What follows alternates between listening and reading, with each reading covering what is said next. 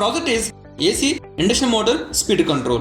Here hardware connections are Arduino and its daughter board along with power supply, 16:2 LCD display. TRIAC interfacing board Mark 3021 IC connected to Arduino digital pin. Here switches connected to Arduino digital pin respectively. Now power on this.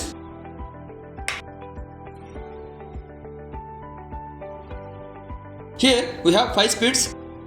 We can change the speeds by using these increment and decrement buttons. We can see here I for increment, S for stop and D for decrement.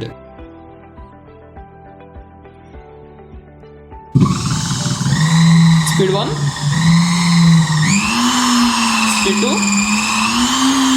speed 3, speed 4,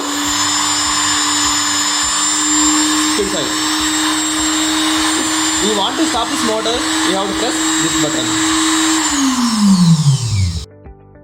Again we have pressed this increment button. 2, 3, 4, 5.